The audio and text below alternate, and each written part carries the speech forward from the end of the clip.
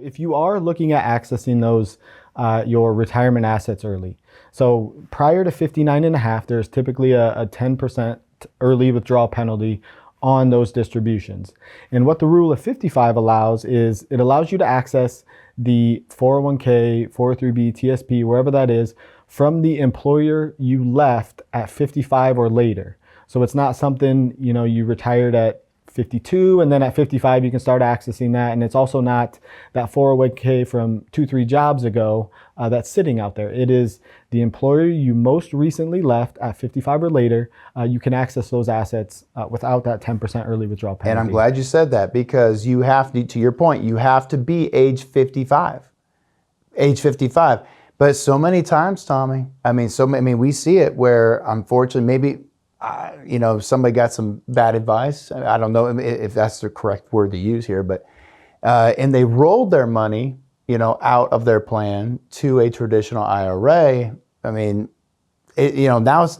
that's out of the plan. So what options do they have to access those funds? If there's a chance you're going to retire early, the recommendation would be to review your options on the rule of 55.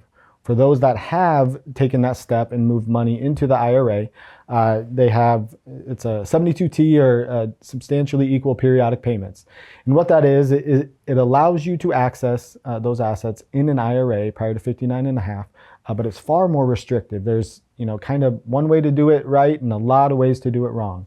Yeah, that's true. And it is a requirement that you withdraw those assets for 5 years or until 59 and a half, whichever is longer. So if you're 53, you're looking at 6.5 years of those withdrawals.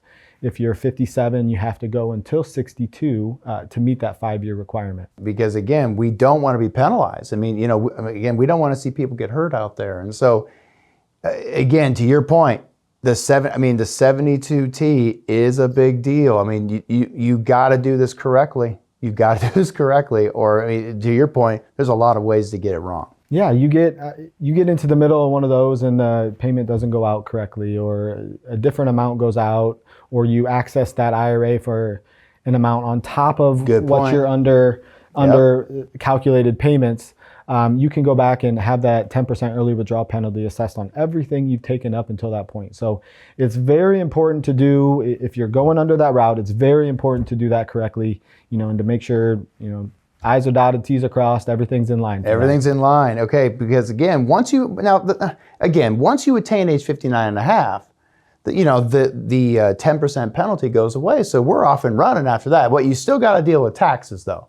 You still pay taxes, yep. So if you're can't get out of tax, can't get out of taxes. So and what we've alluded to, I guess, is either the traditional IRA, pre-tax 401k, traditional 401k. So all that money, you took a tax deduction going in, it's grown for as long as it's been in there, and then comes out tax-free. With life expectancies today, you can look at a 25, 30, 35 year, retirement plan. So it's really important that, you sit down, have that plan together, and make sure you have good information.